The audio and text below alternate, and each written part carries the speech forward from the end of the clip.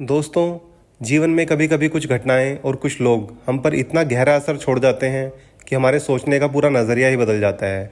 हमारी आज की कहानी भी एक ऐसी ही सच्ची घटना पर आधारित है। तो चलिए शुरू करते हैं।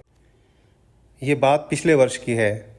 पिछले वर्ष एक दिन जब मैं घर से कॉलेज के लिए निकला तो मुझे ऑटो नहीं मिल रहा था और दूसरे ऑटो का इंतज़ार करने का वक्त भी नहीं था। मैं क्लास के लिए लेट हो रहा था और मेरा समय पर पहुंचना बहुत ज़रूरी था।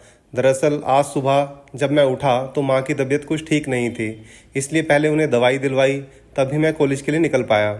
ऑटो वाला दूर दूर तक नहीं दिख रहा था। अक्सर ऐसा ही होता है मेरे मोहल्ले में। समय से थोड़ा लेट हो जाते हैं तो फिर ऑटो मिलना बहुत मुश्किल हो जाता है। तभी मुझे एक साइकिल रिक्शा दिखाई दिया। मुझे साइकिल रिक्शा में बैठे एक ज़माना हो गया था। इसके दो कारण थे। एक तो उस पर बैठकर थोड़ी शर्म महसूस होती थी, लगता था जैसे लोग हंसेंगे मुझ पर।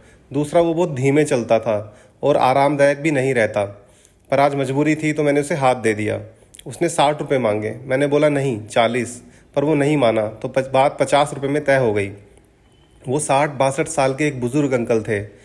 मेरे घर से कॉलेज लगभग 6 किलोमीटर पड़ता है। ऑटो से जाने पर 80 रुपये लग जाते हैं। मैं खुश था कि चलो 30 रुपये बच गए। मैंने अंकल को रिक्शा थोड़ा तेज़ चलाने को बोला और उन्होंने भी पूरी जान लगा कर रिक्शा चलाया।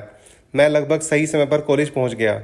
मैंने रिक्शा कॉलेज के गेट से थोड़ा पहले ही रुकवा दिया ताकि कोई मुझे रिक्शा से उतरते हुए ना देख ले। बेटा, कितने बजे छुट्टी होती है तुम्हारी? रिक्शा वाले अंकल ने पूछा। बता दो, मैं लेने आ जाऊंगा, उन्होंने आगे कहा। मैंने बोला नहीं, आप का इंतज़ार करोगे? टाइम का कुछ पता नहीं कितने बजे फ्री हो पाऊंगा। फिर भी बता दो, थोड़ा बहुत आगे पीछे होगा तो कोई बात नहीं, अंकल ने बोला। 2 बजे, मैंने जवाब दिया। मैं कॉलेज से 3 बजे फ्री होता था, पर मैंने झूठ कह दिया। मुझे लगा कि कौन फिर से रिक्शा में बैठेगा और घसीटते हुए घर जाएगा।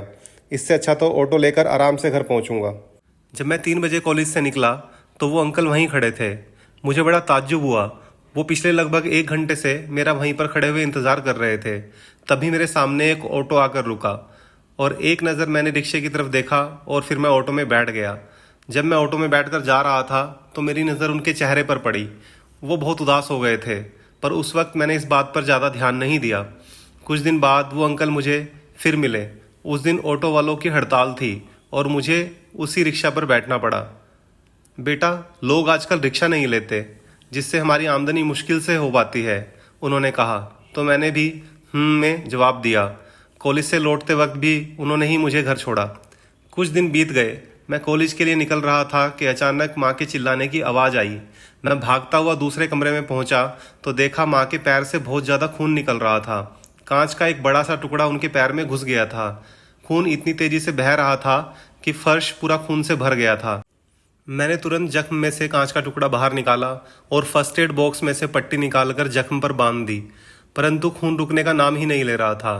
पापा ऑफिस जा चुके थे, घर पे कोई और नहीं था। माँ 1 मिनट बाद बेहोश हो गई। मैंने अपना एक कपड़ा उनके पैर की पट्टी के ऊपर से बांध दिया और उन्हें वहीं छोड़कर मैं तेजी से बाहर भागा। मैं इधर उधर भाग रहा था कि तभी फिर से मुझे वो रिक्शा वाले अंकल दिखाई दिए।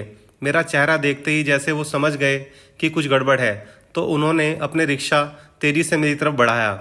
उनके रुकने से पहले ही मैंने कहा, अंदर चलिए अंकल, माँ बेहोश है। फिर हम दोनों ने माँ को रिक्शा में बैठाया। मैंने माँ को पकड़ा हुआ था और अंकल फटाफट रिक्शा हॉस्पिटल की तरफ भगा रहे थे। मुझे उस वक्त बस माँ दिखाई दे रही थी, पर जब मैं आज याद करता हूँ तो मुझे याद आता है कि उस दिन उन्होंने रिक्शा इतना तेज चलाया था कि जैसे उनका अपना कोई रिश्तेदार जख्मी हो। हॉस्पिटल के ठीक पहले उनके रिक्शा से कुछ टूटने की आवाज़ आई। मुझे लगा शायद चैन उतर गई। अंकल नीचे उतरे और बचा हुआ रास्ता उन्होंने पैदल ही रिक्शा को खींचकर इमरजेंसी गेट तक पहुंचा दिया। वो पसीने से तरबतर थे। हॉस्पिटल पहुंचकर माँ को एडमिट करवा दिया। थोड़ी देर बाद उन्हें होश आ गया। फिर माँ को मैंने रास्ते की पूरी बात बताई और एंड में मुझे ध्यान आया कि रिक्शा के पैसे तो मैंने दिए ही नहीं। माँ ने कहा तुरंत जाकर उन्हें पैसे देकर आ और धन्यवाद भी बोलना। हमें हॉस्पिटल आए लगभग 3 घंटे हो चुके थे। मैं नीचे पहुंचा तो वहाँ कोई नहीं था।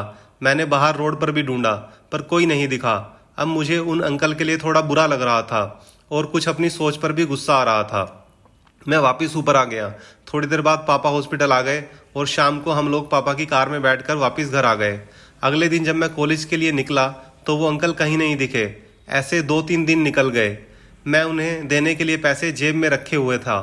फिर 2-3 दिन बाद एक 14-15 साल का लड़का रिक्शा लेकर मेरी तरफ आता दिखाई दिया। थोड़ा और नज़दीक आने पर मैंने तुरंत उस रिक्शा को पहचान लिया।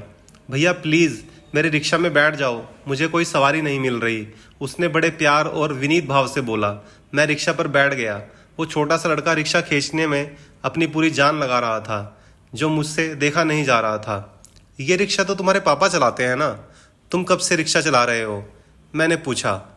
तो उसने रिक्शा रोक कर एक गहरी लंबी सांस ली। मैं रिक्शा नहीं चलाता, स्कूल जाता हूँ। वो तो 2-3 दिन मेरे पापा ने रिक्शा चलाना बंद कर दिया है, उनकी तबीयत ठीक नहीं है, इसलिए मैं रिक्शा लेकर आया हूँ। उसने अपनी शर्ट उतार कर उससे अपना पसीना पोंछा और शर्ट को मेरे बगल की सीट पर रख दिया। तो तुम्हारे पापा ने रोका नहीं तुम्हें रिक्शा लाने से? मैंने पूछा। हाँ रोका था ना, पर भूख और ज़रूरत भी कोई चीज़ होती है। यहाँ रिक्शे वालों को दिन में 2-3 सवारी नहीं मिलती, क्योंकि लोग ऑटो से जाना पसंद करते हैं। मेरे पापा पूरा दिन रिक्शा चलाते हैं, जिससे हमारे घर का खर्च और मेरी स्कूल की फ़ीस निकल जाती है। पर 3 दिन पहले तेज़ रिक्शा चलाने की वजह से उनके पैर में चोट लग गई और रिक्शा भी टूट गया। वो किसी को हॉस्पिटल ले जा रहे थे। फीस के आधे पैसे रिक्शा ठीक करवाने में लग गए। पापा शायद फीस की टेंशन ले लेकर बीमार हो गए, ऊपर से पैर में भी चोट है, इसलिए मैं उन्हें सोते वक्त रिक्शा ले आया। ये सुनकर मेरी आंखों से खुद ब खुद आंसू निकल पड़े। मैं खुद को बहुत छोटा महसूस कर रहा था। 1 मिनट बाद मैंने रिक्शा रुकवाया और पूछा, कितनी फ़ीस है तुम्हारी? 800 रुपये, जबकि 500 रुपये पापा ने जमा करा दिए हैं स्कूल में। फिर भी स्कूल वाले कहते हैं जब पूरी फ़ीस दोगे तभी स्कूल में घुसने देंगे। मेरी जेब में 500 के 2 नोट रखे थे। मैंने 500 का एक नोट निकाला और उस लड़के को बोला ये रख लो, तो उसने तुरंत मना कर दिया और बोला ऐसे पैसे नहीं ले सकता, पापा बहुत गुस्सा होंगे और ये गलत भी है। मैंने बोला कुछ गलत नहीं है, ये तुम्हारे ही पैसे हैं। उसने नहीं लिए। तब मैंने बोला मुझे तुम्हारे पापा से मिलना है, अभी तुम्हारे घर चलते हैं। पर क्यों? उसने हैरानी से पूछा। तो मैंने उसे हॉस्पिटल वाली बात बता दी। उसके बाद उनके घर जाकर सबसे पहले मैंने उन्हें थैंक यू बोला और फिर उस दिन का हॉस्पिटल का किराया दिया। उसके अलावा मैंने उन्हें 1000 रुपये और दिए, जो लेने से उन्होंने मना कर दिया। तब मैंने उन्हें बोला अंकल ये एडवांस है, अब आपको मुझे रोज़ घर से कॉलेज और कॉलेज से घर छोड़ना है। आपका हर महीने का 4000 रुपये होता है। हर रोज़ का जो ऑटो का दाम है महीने के 25 दिन के हिसाब से आपको वही लेना होगा। मेरे पास अभी यही 1000 रुपये हैं। आप बच्चे की फ़ीस भरिए, दवाई लीजिए और टेंशन बिल्कुल मत लीजिए, मैंने हंसते हुए कहा। वो भी हंसने लगे। दोस्तों आपको ये कहानी कैसी लगी कमेंट कर ज़रूर बताएं, और अगर ये कहानी आपको पसंद आई हो तो लाइक करें और इस चैनल को सब्सक्राइब करें। धन्यवाद।